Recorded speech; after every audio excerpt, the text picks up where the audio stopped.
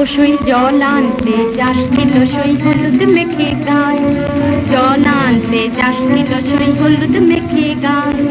হাটের পাকে কুমির থাকে ধরবে টেনে পাইলো, হাটের পাকে কুমির থাকে ধরবে টেনে পাইলো, ধরবে টেনে পাইলো।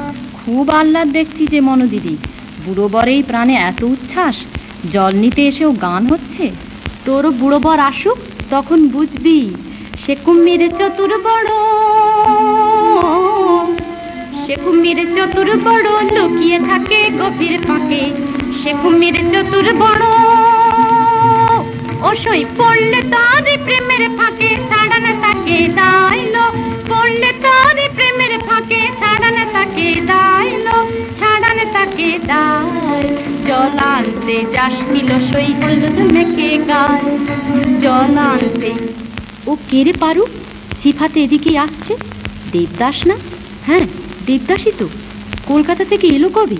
ও মা, আমি পালাই ভাই।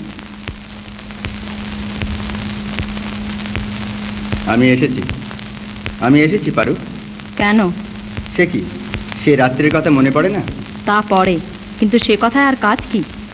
আমাকে মাফ করো পারু, আমি তখন অত বুঝিনি। চুপ করো, ওসব কথা আমার শুনতেও ভালো লাগে না।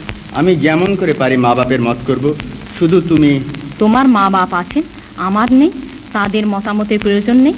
তা আছে বই কি পারু, কিন্তু তাদের তো অমত নেই। তুমি শুধু। কি করে জানলে তাদের অমত নেই?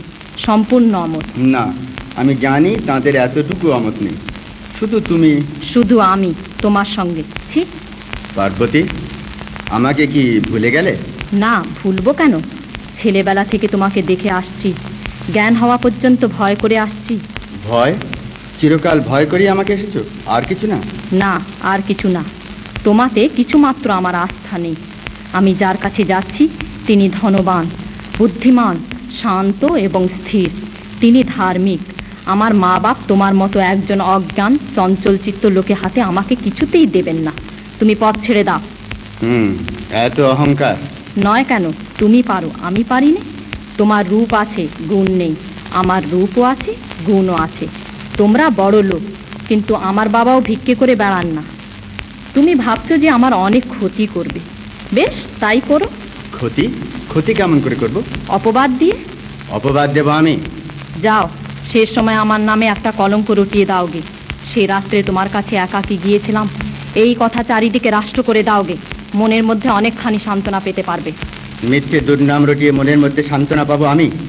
শোনো পার্বতী, অতটা রূপ থাকা ভালো নয়, অহংকার বড় বেড়ে যায়। দেখতে পাও না চাঁদের অত রূপ বলেই তাতে কলঙ্কের কালো দাগ? এসো তোমার মুখে কিছু কলঙ্কের ছাপ দিয়ে দিই। দেবদা, করলে কি? বেশি কিছু নয়, কপালের হয়তো খানিকটা কেটে গেছে মাত্র। ওগো দেবদা। ছি, অমন করো না পারু। শেষ বিদায়ের দিনে শুধু একটুখানি মনে রাখবার মতো চিহ্ন রেখে গেলাম। অমন সোনার মুখ মাঝে মাঝে আসিতে দেখবে তো?